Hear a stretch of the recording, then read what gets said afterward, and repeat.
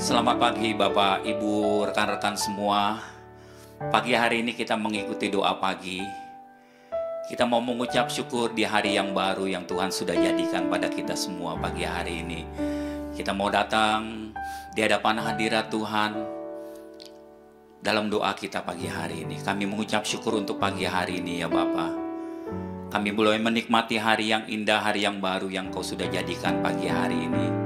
Kami berterima kasih Bapak. Kami minta perkenanan-Mu turun atas kami di pagi hari ini.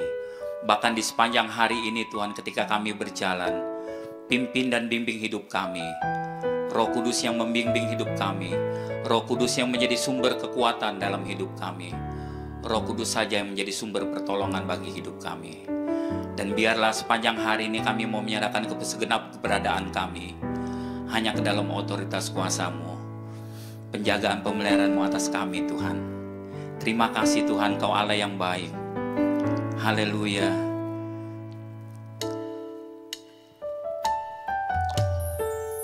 Seperti rusa yang haus, rindu aliran sungai-Mu. Haleluya.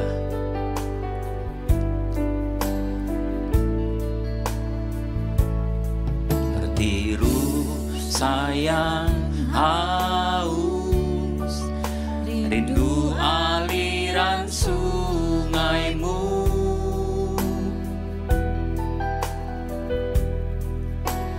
Hatiku tak tahan menunggu-Mu. Katakan bagai padang gersang. Amin. Bagai padang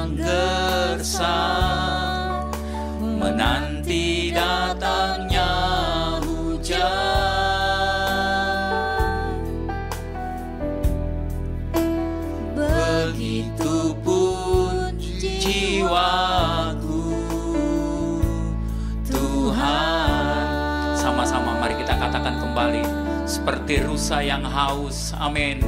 Seperti rusa yang haus, rindu aliran sungaimu.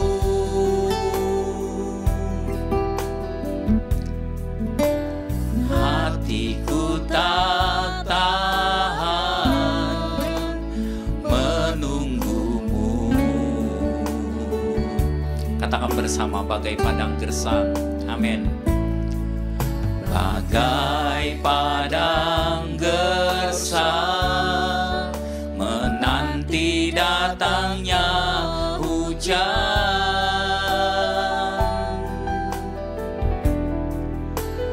begitupun jiwaku, Tuhan. Mari sama-sama katakan, hanya Engkau, hanya Engkau, oh, pribadi yang mengenal hatiku. Tiada yang tersembunyi bagimu, seluruh isi hatiku Kau tahu, dan bawaku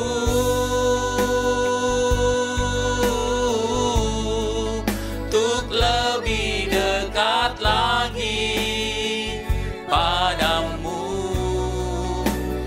tinggal dalam indahnya dekapan kasih-Mu. Mari sama-sama kita katakan bersama, hanya Engkau, hanya Engkau, oh, pribadi yang mengenal hatiku. Tiada yang tersembunyi bagimu, seluruh isi hatiku Kau tahu, dan bawaku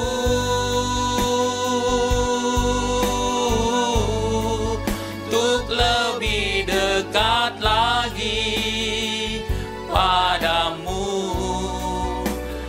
tinggal dalam indahnya dekapan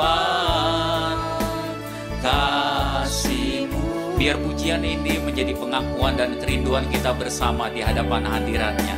Mari katakan, seperti rusa yang haus, rindu aliran sungaimu. Jamah kami ya Tuhan pagi hari ini. Amin. Hatiku tak tahan menunggumu. Katakan bersama, bagai padang gersang, bagai padang gersang menanti datangnya hujan. Amin. Begitupun jiwaku, Tuhan. Mari angkat hatimu, angkat tanganmu di hadapan-Nya. Hanya Engkau, hanya Engkau, oh, pribadi yang mengenal hatiku. Tiada yang tersembunyi bagimu, seluruh isi hatiku Kau tahu, dan bawaku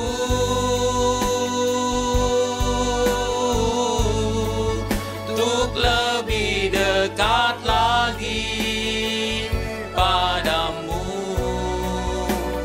tinggal dalam indahnya dekapan kasih-Mu. Hanya Engkau Tuhan, oh, hanya Engkau,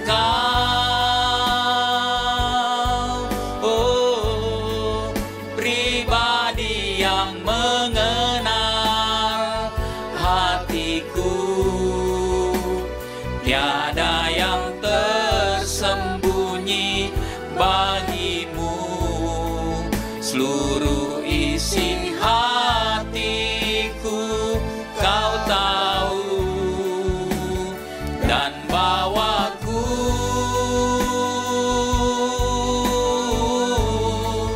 untuk lebih dekat lagi padamu, tinggal dalam indahnya dekapan kasih-Mu, tinggal dalam indahnya dekapan kasih-Mu Tuhan, tinggal dalam indahnya dekapan kasih-Mu, tinggal dalam indahnya dekapan, tinggal dalam indahnya dekapan kasih-Mu. Mari puji sembah, haleluya. Terima kasih Tuhan, oh haleluya, haleluya. Puji syukur nami naikkan, haleluya. Syukur bagi Allah kami, haleluya. Terpuji nama-Mu Tuhan, haleluya. Oh haleluya, haleluya, haleluya, haleluya.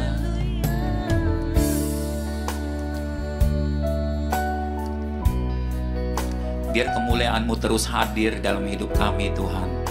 Biar kemuliaan-Mu Tuhan mengiringi kehidupan kami, membimbing hidup kami di sepanjang hari ini.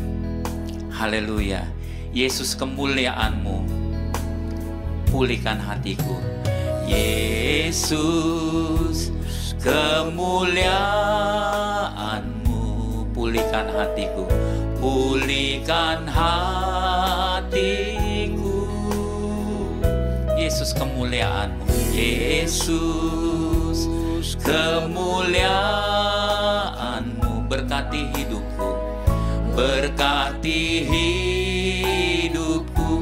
Yesus, kemuliaan-Mu, Yesus, kemuliaan-Mu pulihkan hatiku.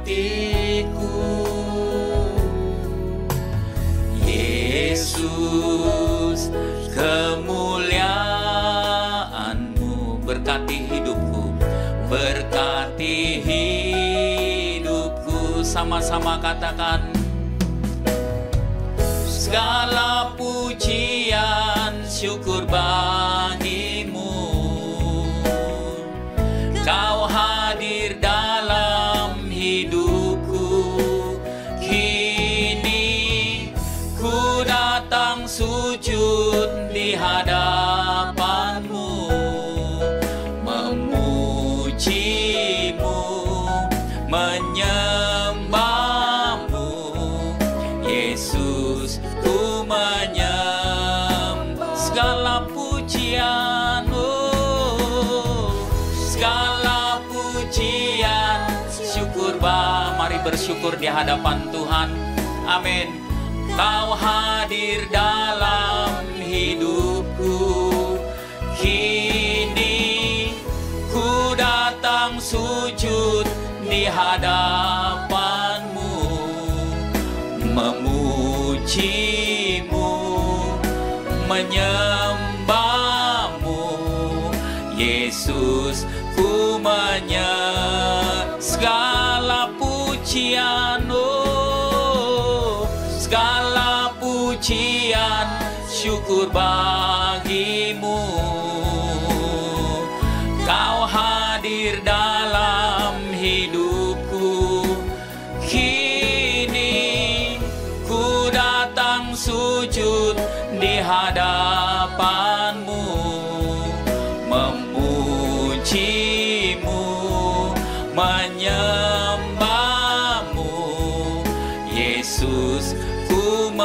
Sekali lagi katakan segala pujian, oh, segala pujian, syukur bagimu. Kau hadir dalam hidupku. Yes, amin. Kini ku datang sujud di hadapanmu, memujimu, menyembahmu. Yesus ku Yesus ku menyembahmu. Yesus ku katakan Yesus ku menyembahmu. Amin. Yesus ku menyembahmu.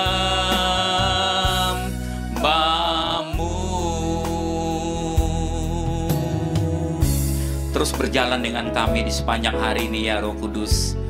Kami serahkan kehidupan kami ke dalam otoritas kuasa-Mu di sepanjang hari ini.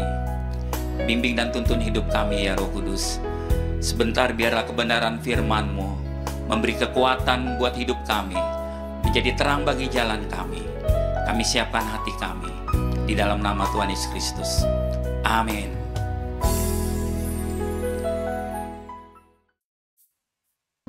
Selamat pagi Bapak Ibu, Saudara sekalian.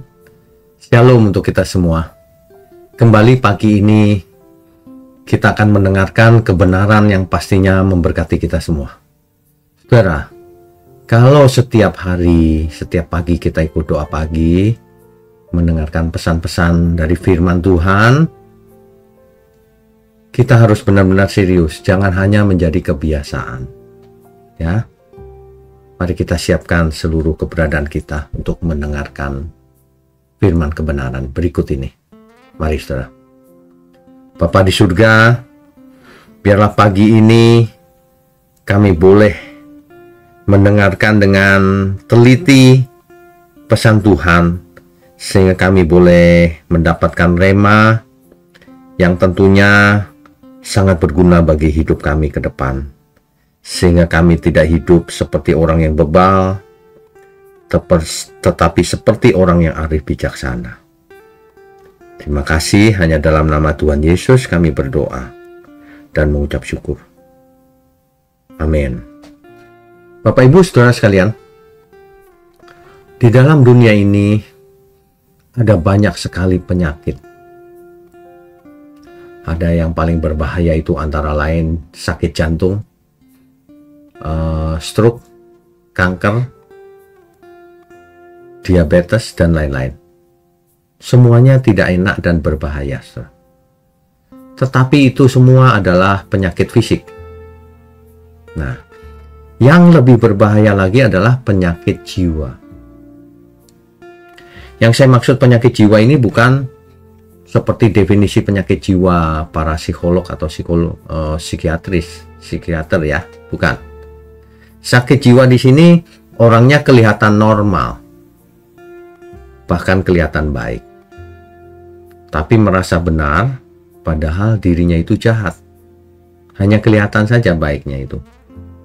Ya, ia pikir ia ada di jalan Tuhan, padahal ia sangat jahat. Amsal pasal 14 ayat 12. Ada jalan yang disangka orang lurus, tetapi ujungnya menuju maut. Kelihatannya oke saja gitu. Tidak sadar bahwa ujungnya menuju maut. Ya. Jadi saudara-saudara, penyakit ini benar-benar jauh lebih berbahaya daripada semua penyakit fisik. Itu ketika seseorang merasa dirinya benar, padahal hidupnya jauh dari kebenaran Tuhan. Sakit jiwa rohani namanya. Kalau orang sakit badannya, ia pergi ke dokter. Tapi kalau orang yang sakit rohaninya, ia justru merasa sudah benar. Ia justru merasa jadi dokternya. Ia merasa sehat padahal sedang menuju kebinasaan. Aneh ya saudara ya. Ya, tapi faktanya demikian. Coba saudara perhatikan sekeliling saudara, ada nggak seperti itu? Jangan-jangan itu menimpa saudara, jangan. Ya, Contoh di Alkitab, orang Farisi dan ahli Taurat itu tidak merasa dirinya salah loh, saudara. Ia merasa benar di pihak Tuhan dan ia akan ke surga nanti suatu hari. Merasa paling benar karena taat kepada hukum Taurat. Padahal Yesus sendiri menyebut mereka, kamu seperti kuburan. Matius 23 ayat 27 itu. Jadi orang tidak merasa sakit jiwa. Apa yang dilakukannya menghukum orang lain dengan memakai perintah hukum Taurat. Salah implementasi, saudara. Ya. Saulus juga demikian sebelum bertobat. Merasa sedang membela Allah dengan membunuh orang Kristen dan sebagainya, menganiaya. Padahal ia sedang melawan Kristus. Saudara baca di Kisah Rasul pasal 9 ayat 4-5. Demikian juga bangsa Israel di zamannya Yesaya, rajin beribadah, tetapi Tuhan berkata, bangsa ini datang mendekat dengan mulutnya, tetapi hatinya jauh daripadaku. Yesaya 29 ayat 13. Tuhan. Jadi jangan kita itu yakin bahwa kita itu sudah berkenan bagi Tuhan. Jangan-jangan sakit jiwa. Bagaimana memeriksanya, membedakannya? Perhatikan apa yang dilakukan seseorang. Apakah yang dilakukannya itu sesuai firman Tuhan atau tidak? Apakah yang dilakukannya itu untuk kebaikan orang banyak atau hanya kebaikan dirinya sendiri? Itu kelihatan, saudara. Apakah yang dilakukannya itu ujungnya adalah diri sendiri atau kelompoknya atau keluarganya sendiri, bukan memikirkan sesama secara umum. Ya, dia tidak peduli melanggar etika, melanggar hukum bahkan. Nah, tapi merasa rohani, suka ke gereja kalau hari Minggu. Nah, ini sakit jiwa rohani namanya. Sakit jiwa rohani ini sangat berbahaya. Karena dirinya merasa benar sehingga tidak mau menerima kritikan atau masukan dari siapapun. Bahkan ia bisa berhalusinasi, mengarang cerita aku ini begini, baik dan sebagainya gitu. Sakit rohani, sakit jiwa rohani. Ya. Ciri-cirinya dia menganggap jahat itu biasa lama-lama. Dosa itu dianggap wajar. Gak apa-apalah gitu. Ya. Firman Tuhan sudah tidak mau didengar lagi. Teman-teman sepelayanan gak mau didengar. Penasihatnya diabaikan. Bahkan teguran-teguran banyak orang pun diabaikan. Ya. Dibungkus dengan alasan rohani. Alasannya rohani loh, saudara. Sakit jiwa rohani ini. Ya. Tidak bisa ditegur, orang lain dianggap salah, dirinya selalu benar. Suka menutupi kebusukan dirinya itu dengan topeng rohani. Seperti orang Farisi yang rajin beribadah tapi hatinya kotor. Dan suka mencari pembenaran diri sendiri. Aku tidak seperti orang lain. Aku itu baik loh. Lalu menyampaikan kebaikannya di depan orang banyak. Tetapi dengan versinya sendiri tidak sesuai cerita aslinya. Cuma pencitraan, saudara. Ya. Dan itu akan terlihat secara nyata lewat perbuatannya. Ujungnya apa sebenarnya? Ya, ia merasa dekat Tuhan meskipun sebenarnya jauh. Perbuatannya merusak orang lain, merugikan banyak orang. Ujung jalannya menuju kebinasaan kekal. Nggak ada keselamatan dalam dirinya. Kecuali ada pemulihan jiwanya. Mau diperiksa firman yang pertama. Di Mazmur 139 ayatnya ke 23 sampai 24. Terlidikilah aku ya Allah. Firman Tuhan adalah cermin yang membuka siapa diri kita yang sebenarnya. Firman patokannya bukan diri sendiri. Bukan pikirannya sendiri. Ya. Yang kedua harus rendah hati menerima teguran siapapun yang baik. Bertobat dan kembali kepada jalan yang benar, kepada Tuhan Yesus. dan sudah pasti menghidupi kebenaran, bukan merasa benar saja. Ya. Dan ingat, kalau saudara bertobat, jangan sombong. Pertobatan justru menempatkan kita menjadi rendah hati, menerima kesalahan yang kita lakukan dulu, dan tahu diri, mengosongkan diri, tidak ingin apapun. Kalau saudara jatuh dalam dosa, sudah jadi jemaat saja, meskipun dulunya pendeta. Tidak ada gunanya sama sekali jadi pendeta kalau hidup dalam dosa. Mendingan jadi jemaat tapi hidup kudus. Buang harga dirinya, kosongkan. Kalau mau bertobat, kalau tidak mau ya pilihan semuanya. Kan semua manusia diberi kehendak bebas. Iya kan? Jadi tidak ada yang bisa memaksa siapapun. Pertobatan harus lahir dari hati yang sadar bahwa dirinya sudah salah selama ini. Dan harus berani bayar harga. Pemungut cukai berkata di depan Tuhan Yesus, akan ku kembalikan 4 kali lipat kalau ada orang yang kuperas. Bayar 4 kali lipat. Ya. Kalau kita merasa bersalah, rendahkan hati. Udah, diapain saja, nurut saja. Namanya juga salah, harus menebus kesalahan. Itulah ekspresi pertobatan atau minta ampun yang benar di hadapan Tuhan. Bukan minta ampun dengan mulut, lalu sombongnya masih ada. Keinginannya masih seperti yang dulu. Tidak berubah sama sekali, hanya mulutnya saja minta maaf. Nah, itu bukan pertobatan. Ya. Banyak orang itu sakit jiwa. Bicaranya, aku tobat, maafin aku ya. Ya, tapi masih ngotot mau jadi ini, jadi itu. Gak sadar dirinya itu tidak pantas. Ya. Kosongkan dulu, merendah, jadi jemaat. Sebab semua orang ternyata bisa dipakai Tuhan. Ada karakter yang masih rusak yang tidak bisa dipakai oleh Tuhan. Harus dikosongkan dulu, dihancurkan dulu, mulai lagi dari nol. Kan begitu. Ya. Seperti orang yang berjalan di suatu hutan, tidak tahu ujungnya. Ia merasa yakin saja, padahal makin lama makin tersesat. Sakit jiwa semacam ini sangat sulit disembuhkan. Kenapa? Karena tidak ada obatnya. Kecuali dirinya sendiri mau diobati. Begitu, ya. Jadi mari kita bertanya sungguh-sungguh, apakah kita mengakui kesalahan kita yang pernah kita lakukan? Jangan buat lagi.